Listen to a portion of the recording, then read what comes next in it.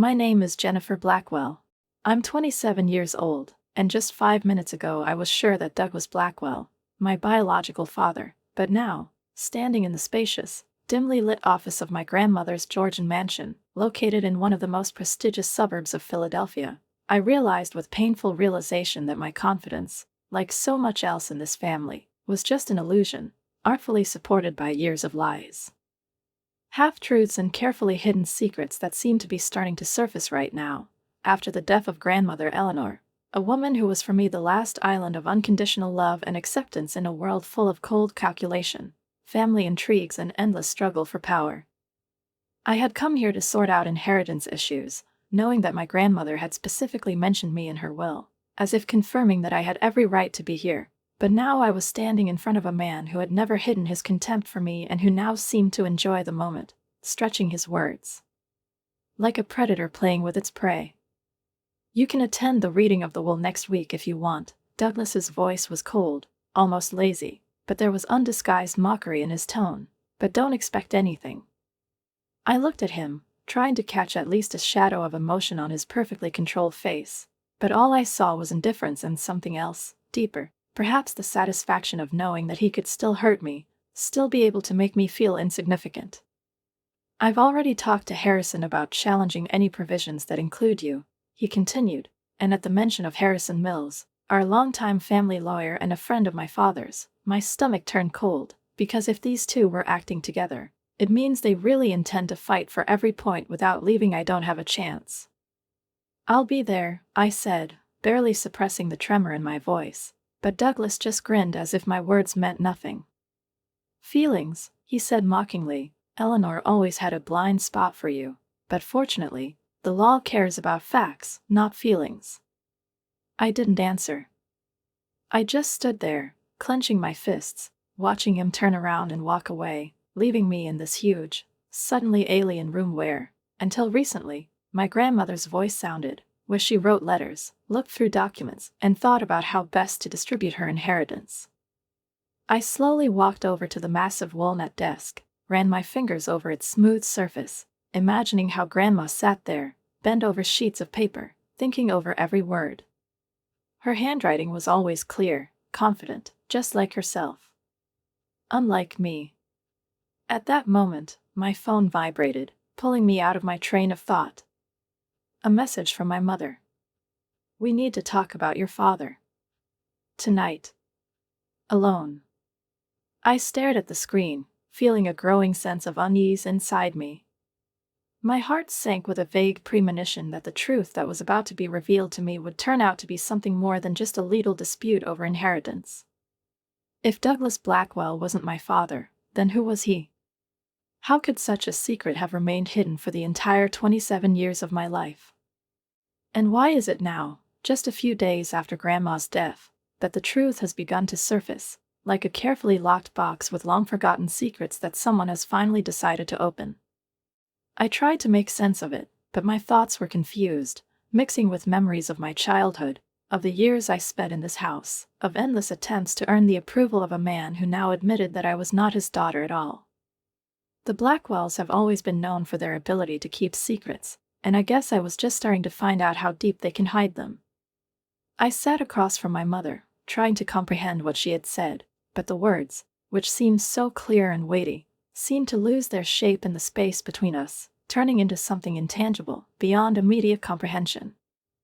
A strange, agonizing feeling grew in my chest, as if my whole life had been a carefully constructed structure, and now someone was methodically knocking bricks out of its base, causing the structure to dangerously wobble, threatening to collapse at any moment. I looked at my mother, who now seemed to me not only tired, but also infinitely distant, a woman who had lived with this secret for many years, hiding it even from me, her own daughter. "Are you saying," I said slowly, almost syllabically, as if testing the strength of my own voice, "that I'm James's daughter?" Mom nervously clasped her fingers, her eyes clouded with tears, but she nodded, confirming what I already understood. "Why didn't you ever tell me about this?" There was no anger in my voice, just a dull, lingering shock that covered me like a heavy blanket. She ran her hands over her face, pursing her lips before answering. Because when I realized that I was pregnant, James was already far away. He was just starting his career, he had a whole life ahead of him, and I didn't want to be the one to stop him from achieving what he deserved. And Douglas, he proposed to me. He said that he had always loved me and that he wanted to start a family with me, no matter what. He knew the child wasn't his, but he decided to accept you as his daughter. I sucked in a sharp breath, feeling a strange, painful feeling flare up inside me, not anger, not disappointment, but rather a deep, corroding emptiness. All my attempts to earn his approval, his love, his at least some recognition, all this was in vain from the very beginning, because in his eyes I was never his child, I was never the real Blackwell, but only a reminder that my mother once had a choice, and she didn't choose him. He hated me all these years because I'm not his, I said softly, more to myself than to her, and suddenly all the little details that once seemed to me just my father's harsh nature came together in a single, painfully clear picture. No, Jennifer, his mother said, shaking her head, he didn't hate you. I looked at her, and she immediately looked away. Her fingers began to play with the ring again, and it became clear to me that she was lying. Or at least she was trying to soften the reality, which was probably too bitter for her. He hated me, I repeated more firmly, because I was always a mistake for him. Because he knew that even if you stayed with him, your heart still belonged to someone else. She didn't answer, but her silence was more eloquent than any words. I looked away, trying to put my thoughts together, which were scattering like dry leaves in a gust of wind. Memories were spinning in my head, fragments of the past that now had a new meaning. Douglas never told me that he was proud of me, never supported my decisions, always treated me with a barely noticeable coldness that I couldn't explain. I thought the reason was his severity, that he was simply not the kind of father who showed affection and understanding, but now I knew the truth. He looked at me and saw not a daughter, but a reminder of betrayal, of my mother's unfulfilled love, of a brother who once eclipsed his in everything. And James? I suddenly asked, and my voice cracked, because this was probably the most important question of all. Mom shuddered, as if from a sudden gust of wind, and exhaled heavily. I froze, peering into her face, hoping that I had misheard, that she would now add some explanation that would make the situation at least a little less absurd, but nothing came. You didn't tell him? I asked, feeling something new boiling up inside me, anger, pure and burning. I couldn't, she whispered, turning away. I thought it would be better this way. For all of us. I abruptly pushed back my chair, its legs creaked on the floor, and people at neighboring tables cast curious glances at me, but I didn't care. Better?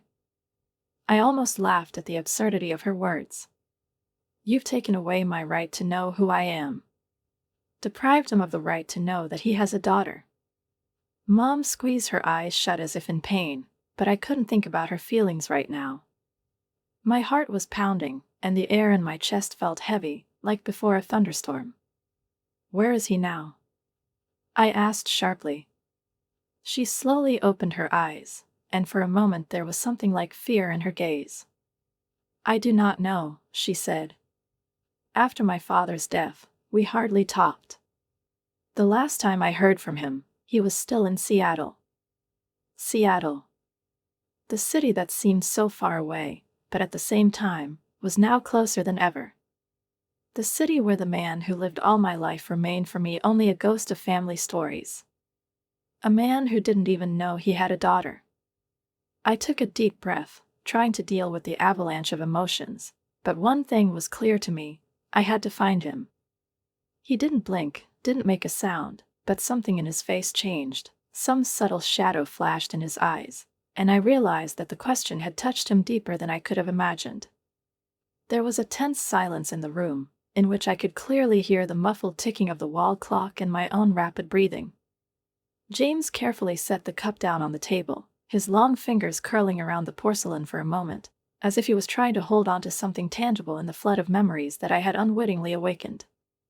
We were young, he finally spoke, his voice flat, but I noticed a slight hoarseness in it, as if he hadn't said those words out loud for a long time.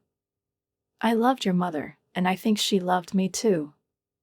We made plans, dreamed, but life rarely goes according to plan, right? He looked up at me, and I saw in his eyes something more than just nostalgia. There was hidden pain, regret for something lost that could not be returned.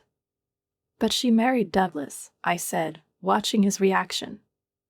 James nodded, looked away, as if remembering the day he learned the news. When I got back from Seattle, she was already his wife, he said slowly. I didn't ask why. I didn't want to hear the answer. It seemed to me that if I just went to work, if I focused on research, I would be able to drown out the questions that tormented me at night. But if you knew, I stopped because I realized that this was the moment I had come for. I should have told the truth now, but the words stuck in my throat, unwilling to obey. James frowned, his brows drew together slightly, and there was a flicker of tension in his eyes. If I knew what, Jennifer? I took a deep breath, clasping my hands in my lap, as if that could help me keep control of what was about to burst out. The thing is. I swallowed, met his gaze, then resolutely continued, I'm not Douglas's daughter. For a moment he just stared at me, as if not understanding the meaning of what was said, then his face froze, tensed, and I saw how his fingertips turned white from the fact that he tightened his grip on the cup. What did you say? What is it? He asked, and his voice, usually calm and measured, became sharper. Douglas is not my biological father, I repeated more firmly. My mother confessed to me. She said that you are my real father. The silence that followed this confession was heavy, like a thunderclap before a storm. James didn't move, didn't speak, just looked at me, and there was something so complicated in his gaze that I couldn't immediately tell if it was shock, disbelief, or hope. He closed his eyes for a moment, as if trying to digest what he'd said. She never told me. I nodded, feeling a storm of emotions growing inside me. I know. She said she didn't want to ruin your life. You were engaged, then you got married, and Douglas asked her to marry him, and she agreed because she thought it would be better for everyone. James got up slowly, walked around the room, then stopped at the window, clasping his hands behind his back. He looked like a man who had just been shown an alternate version of his own life, one that he had never known about, but which could have become his reality if he had only been aware of some details. It explains so much.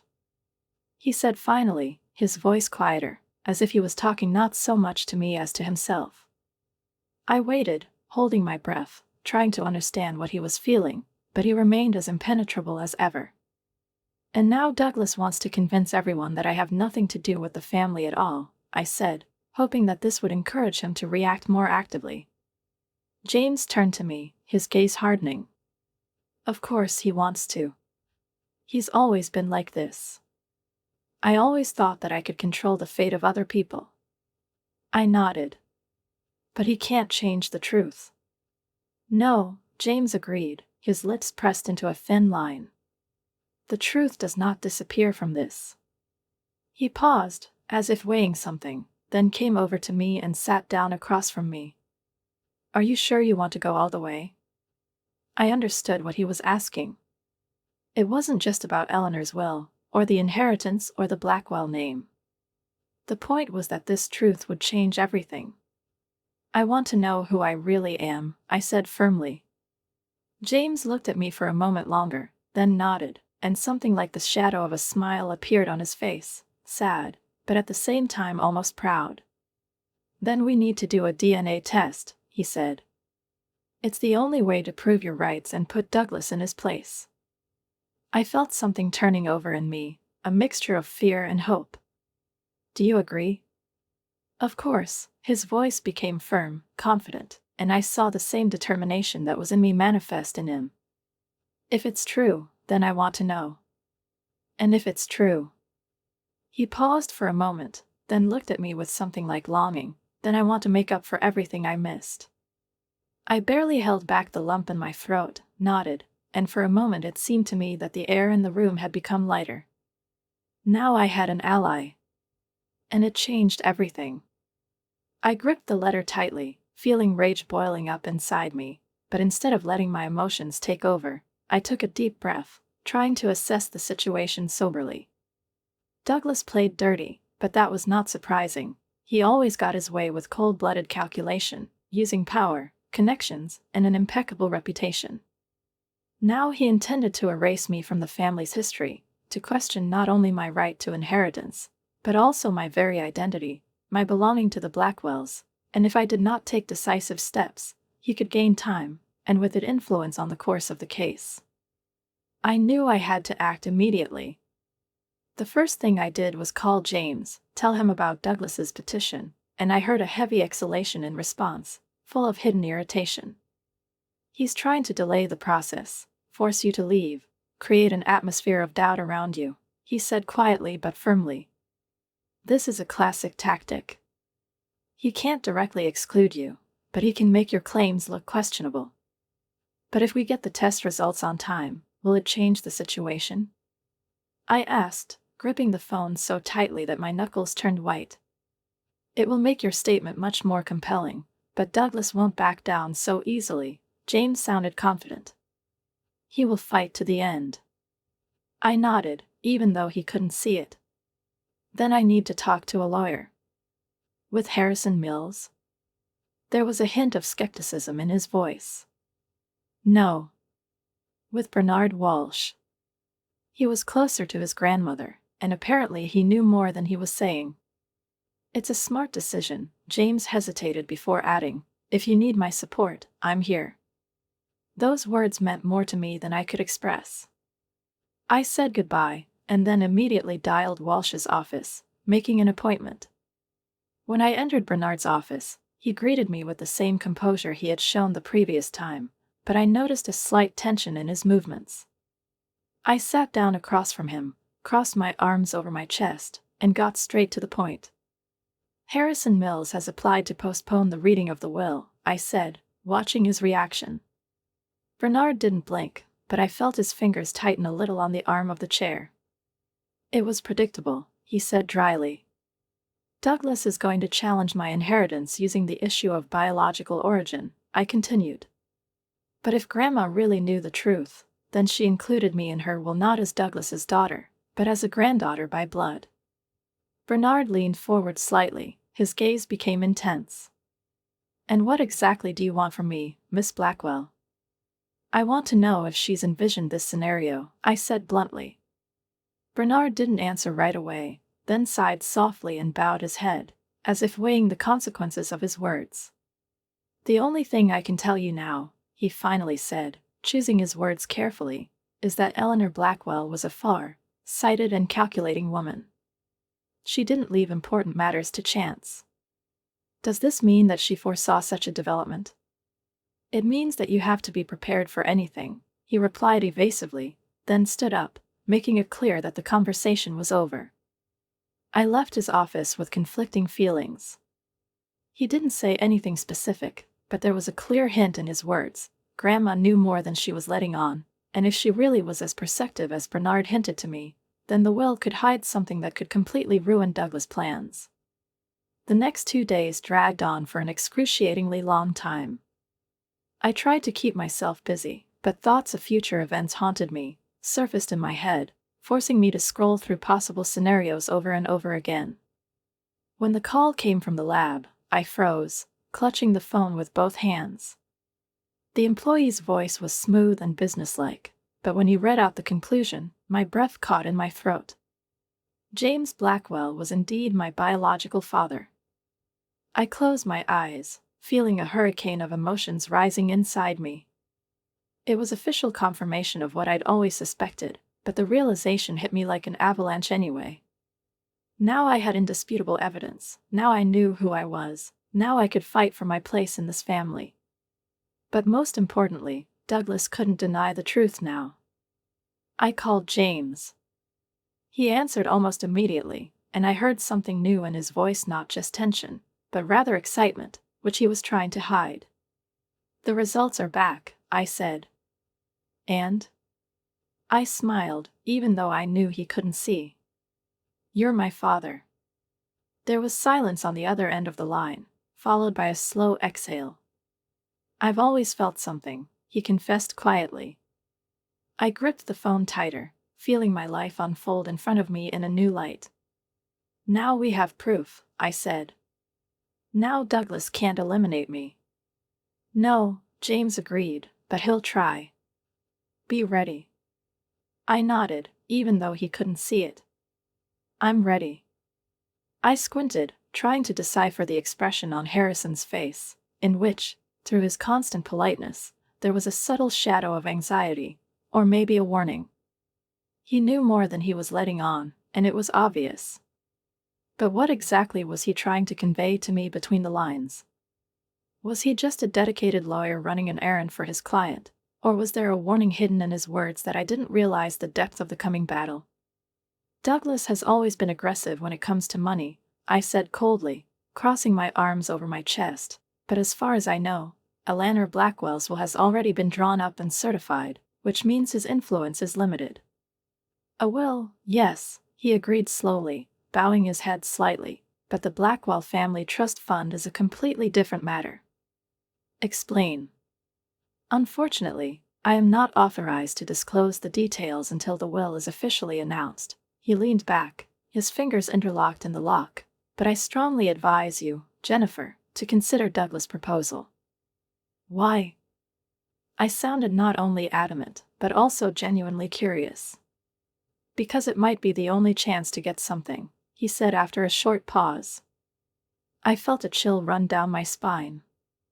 Are you implying that he can achieve my complete exclusion from the inheritance?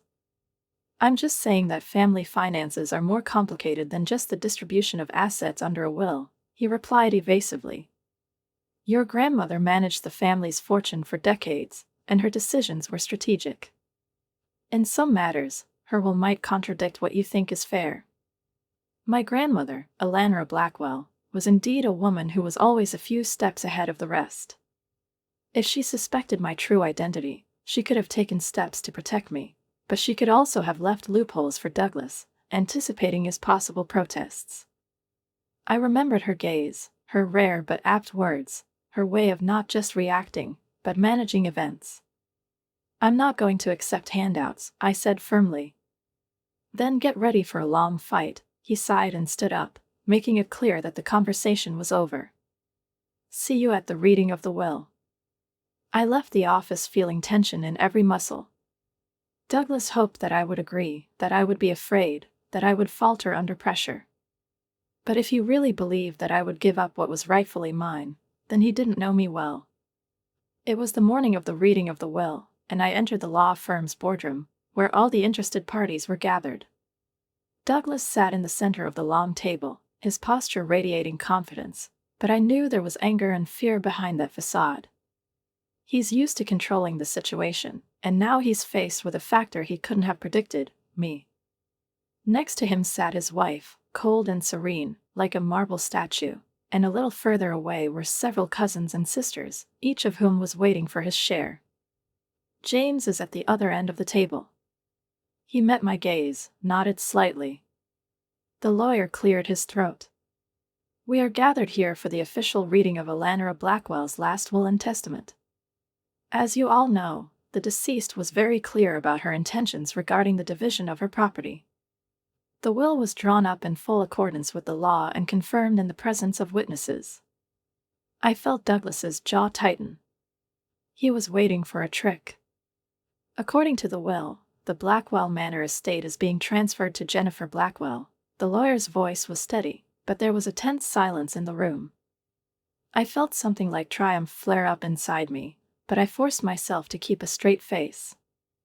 However, the lawyer continued, the financial assets owned by the Blackwell Trust remain under the management of the current trustee, who has the right to dispose of the funds at his own discretion.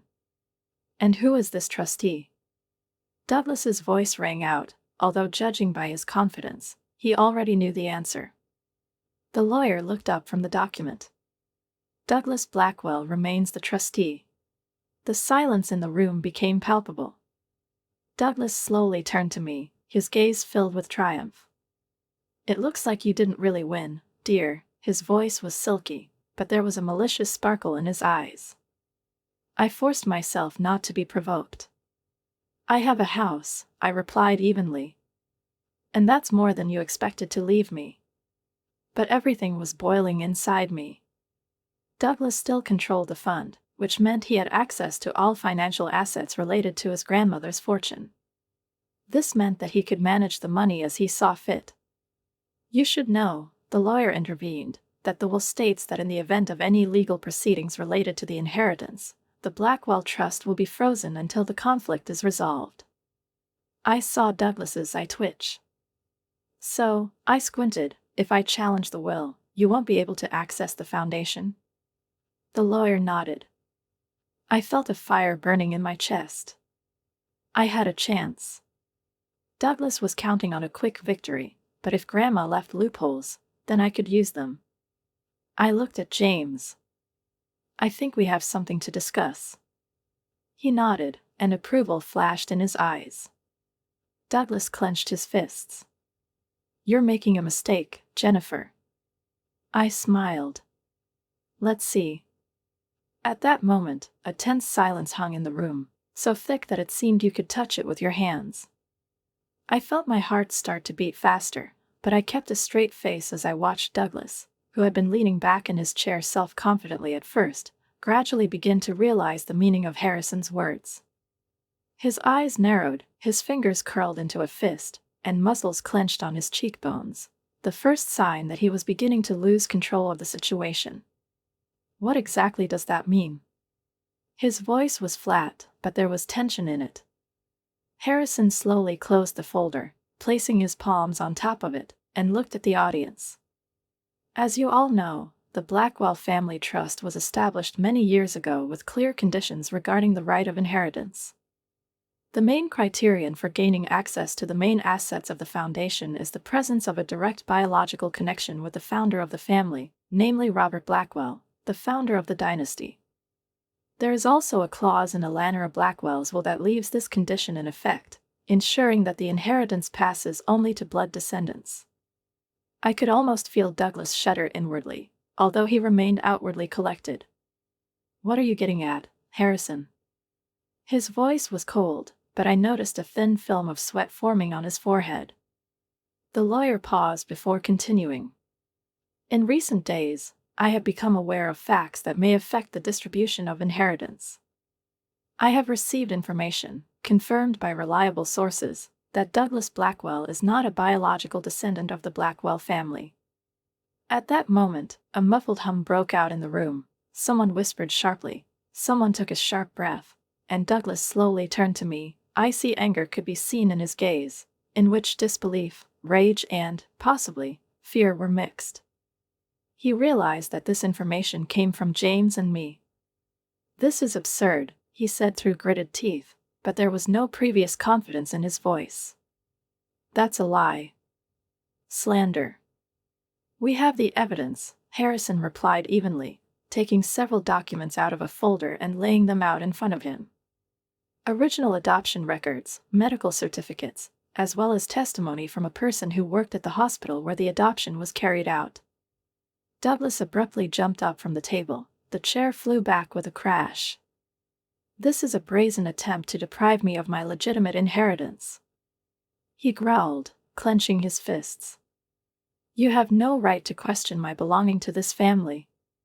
On the contrary, Harrison calmly retorted, leaning back in his chair, it was you who first questioned Jennifer's biological connection with the Blackwell family. The irony is that your own blood was far from this line. Douglas froze, realizing the scale of the disaster. It doesn't change anything. He tried to back away, but his voice was shaking slightly.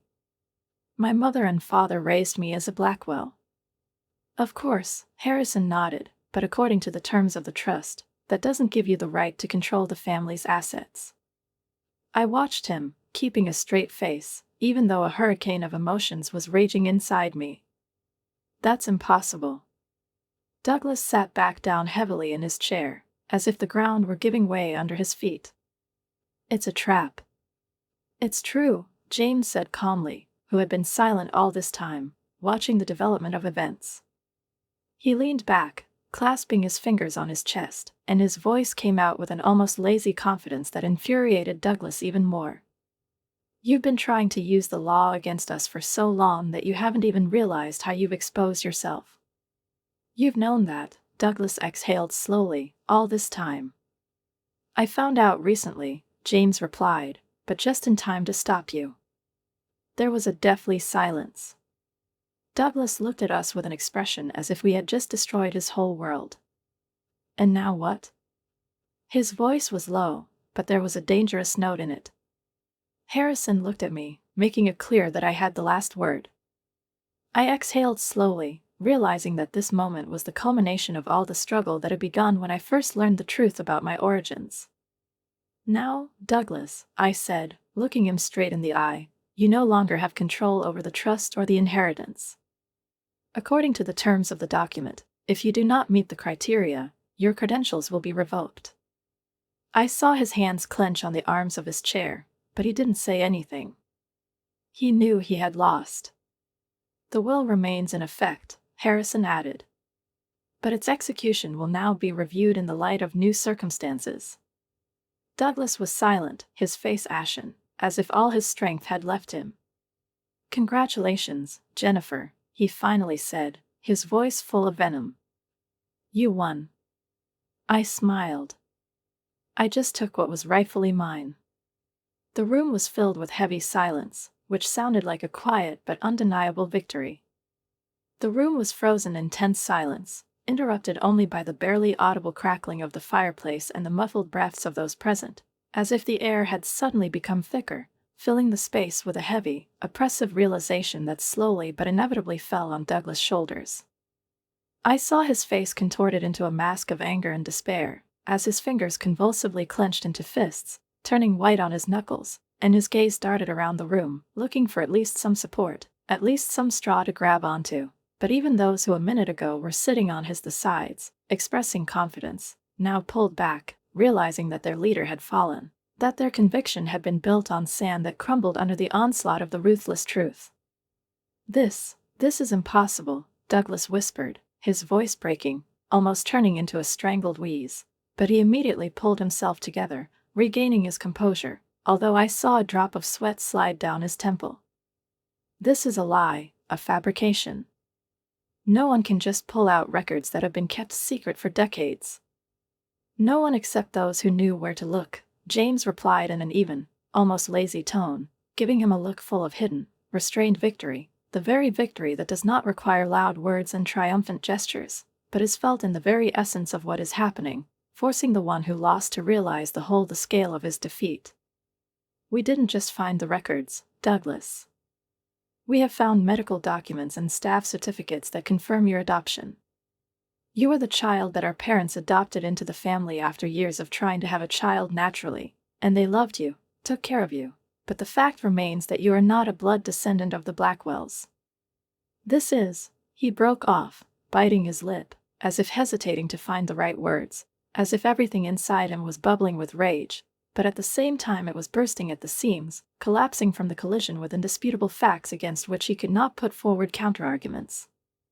Douglas, Harrison's voice sounded calm, but there was a note of tense expectation in it, as if he, like everyone else, was watching the collapse of the established order of things, as secrets that might have been better taken to the grave were revealed, but now that they had surfaced, I couldn't close my eyes to them. If the information presented here is reliable, then this changes the situation. According to the terms of the trust, only a direct descendant of Harold Blackwell can inherit the assets. If you are not his blood heir, then you have no legal right to manage the fund.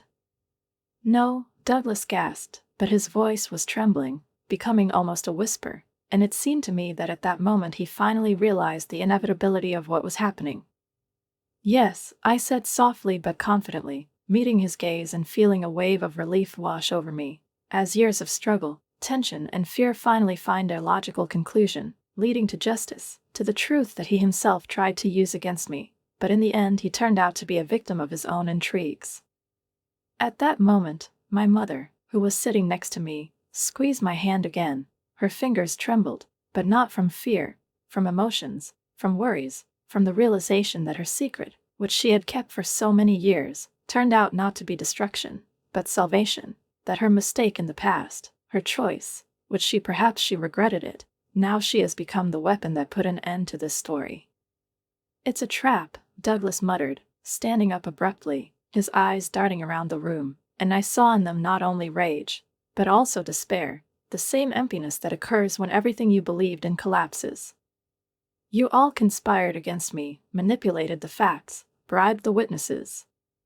That's enough, Harrison said wearily, closing the folder and looking at me. From a legal point of view, the situation is clear. Jennifer is a blood descendant of the Blackwells, which means she has the right to inherit. Douglas is not the biological heir, which means he loses the right to manage the fund. With these words, he tapped his fingers on the leather cover of the documents, as if summing up, as if putting the last point in this protracted dispute. You're going to pay for this, Douglas breathed, his eyes flashing with dangerous fire, but I no longer felt afraid of him. I no longer felt insecure, because now I knew that he had lost, and no matter how many threats came out of his mouth, it wouldn't change anything. Maybe, I replied calmly, meeting his gaze with cold calm, but first you have to accept that you no longer control either the trust or our family. He froze, as if he wanted to say something, but then, clenching his teeth, he turned around and, without saying goodbye, left the room, slamming the door behind him. There was a tense silence in the air, which Harrison broke a few seconds later, standing up and gathering the papers into a neat pile. This meeting is over, his voice sounded calm but firm, as if he had drawn a line separating the past and the present, and I finally felt the weight that had been pressing down on my shoulders lift, as the fear went away, replaced by the realization that everything would be different now. I looked at James, and he nodded slightly, his eyes sparkling with a slight smile, the one that said more than any words, "We won." "Don't try, Douglas," Bernard said calmly but firmly, covering the pages of the will with thin but confident fingers, as if by this gesture he was finally sealing their meaning, making them an indisputable law against which any objections, any rage, any attempts to challenge the obvious are powerless. "These papers are legally protected, as is your mother's last wish, and whatever plan you have is crumbling right now, here in this room, under the weight of evidence that you can no longer refute."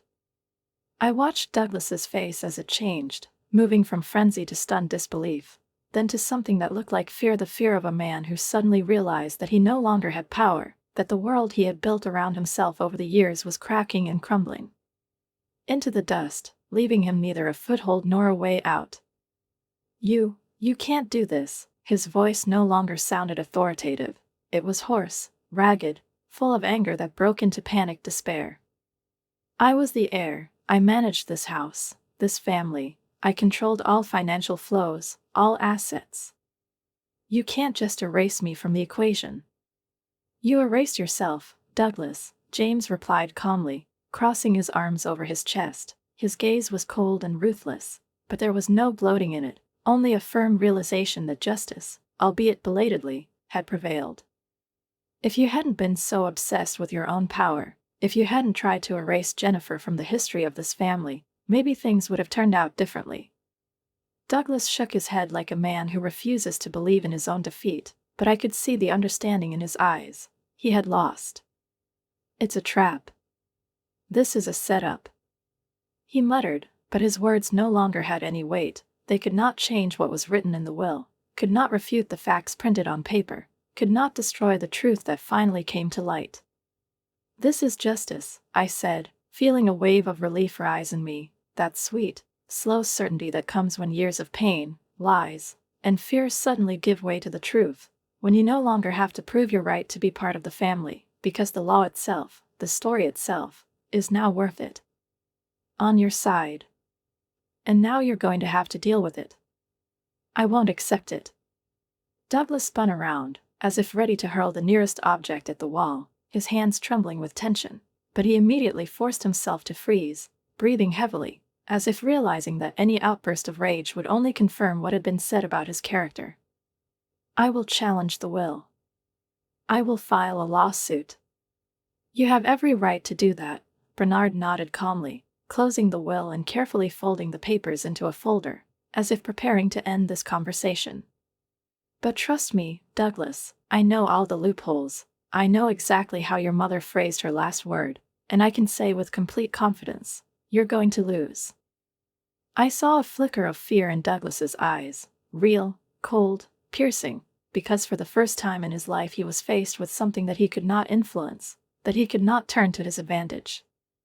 It's going to hurt all of you, he whispered, clenching his teeth, but I no longer heard the confidence in his voice that I had before, only the empty threats of a man who realized that the world in which he was king no longer belonged to him.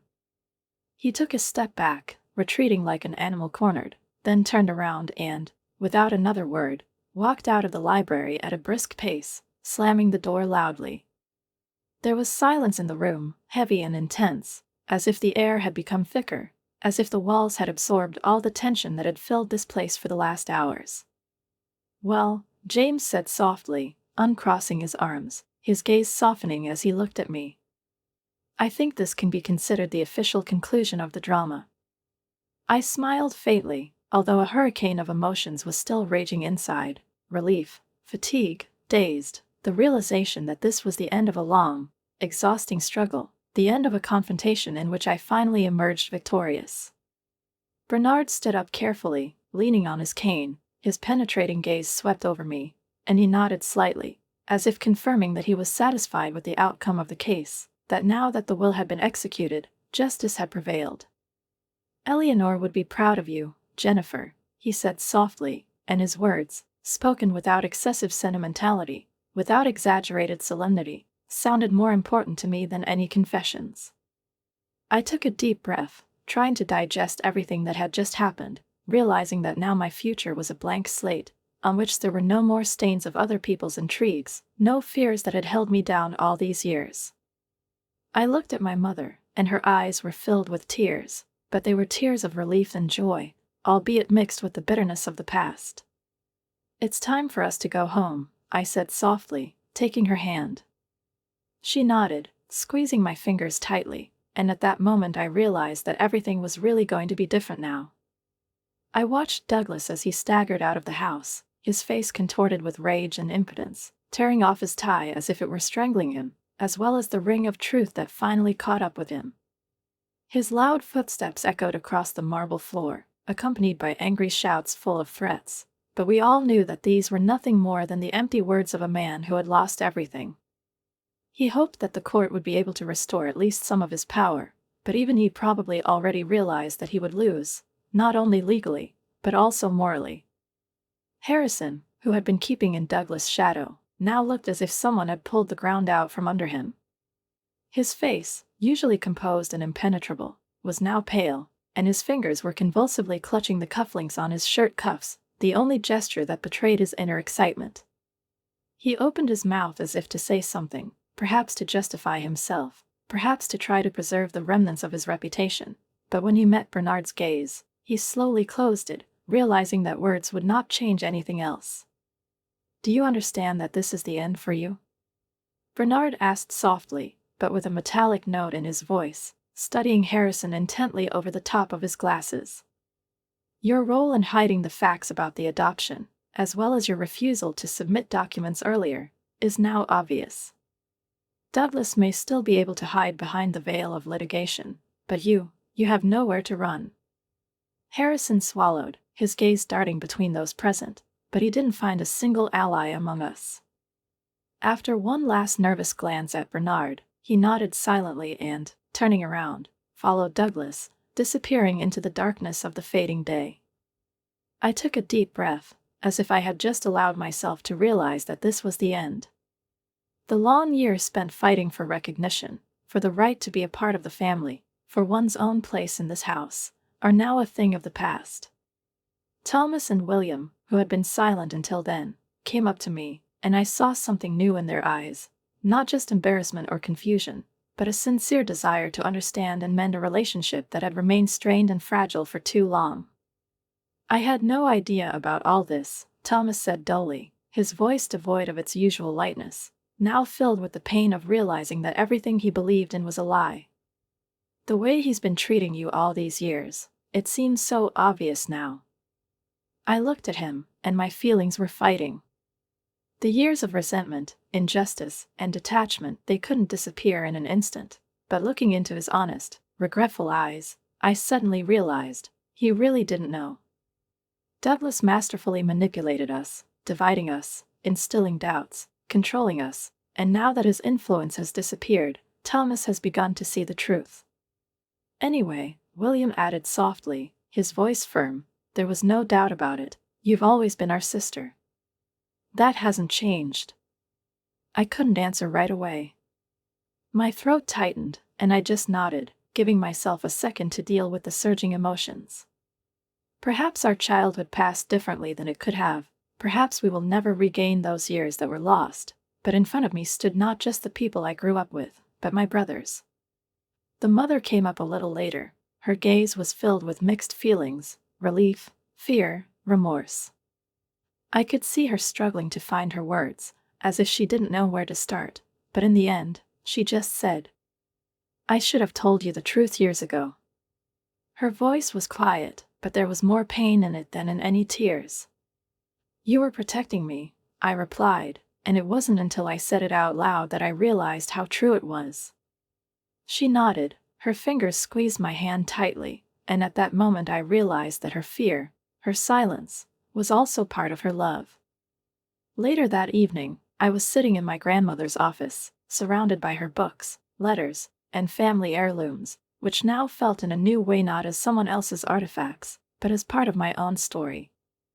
Across from me, at a massive desk, sat James, his face illuminated by the soft light of a desk lamp, and in his gaze I saw the same thing that I felt myself, the realization of loss, but also the hope that something new awaits us. What are you going to do now? What is it? He asked, and I heard in his voice not just curiosity, but genuine interest, concern, and a desire to understand. I looked at him, at his facial features, so similar to mine, and suddenly realized that all these years I had been looking not only for recognition, but also for a family, a real family, free from lies, from manipulation, from innuendos.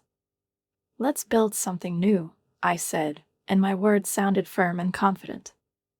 We can't bring back the past, but we can create the future. James smiled, and his smile was so familiar that it took my breath away. How had I not noticed before how much we looked alike? I'd really like that, he replied, and I knew he meant it. We talked late into the night, sharing stories, filling in the gaps in the past, finding the threads that bind us tighter than blood. I felt my grandmother's presence, her wisdom, her strength, her confidence that the truth always wins. She arranged everything perfectly, leaving me out of this battle, because she knew that Douglas would fall not because of my actions, but because of her own character, which destroyed him. He spent his whole life telling me that I was a stranger, that I had no right to be called Blackwell. The irony was that he was the real outsider. I took a deep breath, allowing myself to finally let go of the past. Now I had a family. Real. And that was the most important legacy my grandmother left me.